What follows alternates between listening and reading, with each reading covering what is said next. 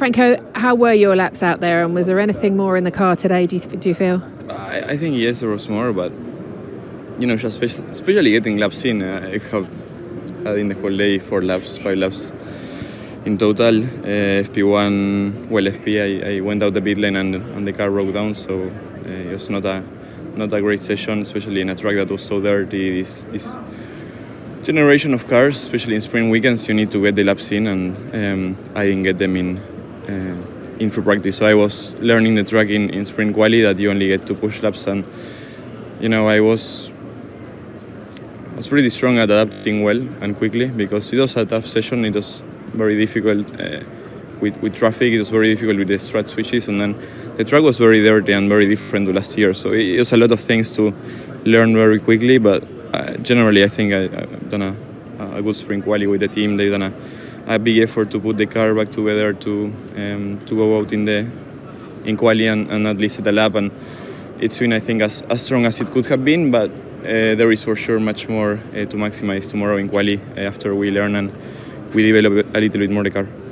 How have the upgrades been working, and do you see this as sort of an upward slope for the rest of the weekend once you get some more laps in? Yeah, I think it's tricky to say, because it's just very difficult to compare at the minute, and especially in sprint weekends you don't get a lot of you don't get so much feedback, and you don't get so much data as any other weekend, and with so little free practice to try things, it becomes harder to understand, I think. But it's, for what we saw, it's all going in the right direction and it's all working properly. Of course, we need to do a few more steps, but especially onto tomorrow, try to have a clean race and understand more things for quali. Pierre, I guess you're pretty frustrated with that. Just tell us what happened. We didn't get a lap. So on the lap we put in, we started the lap at the bottom of the pack. And basically all the straight lines I was completely down, so we lost over a second there. We had a last chance, but with the red flag, unfortunately, it just made it impossible. So I tried to put us in a better position on the pit exit, but I could not do it.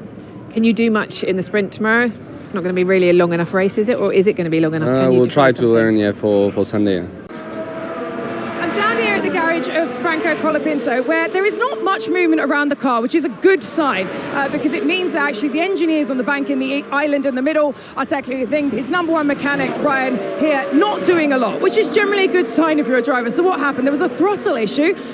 Luckily, when it happened, they were able to push the car back in. But even if they're able to effectively power cycle the car, which is a fancy engineer term for turn it on, turn it off again, they're still missing data that could impact both cars. In Miami, Franco was running the old rear wing, Pierre was running the new rear wing.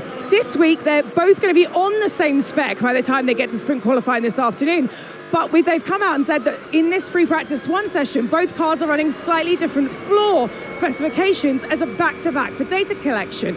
Teams do this all the time to be able to correlate and sign it off.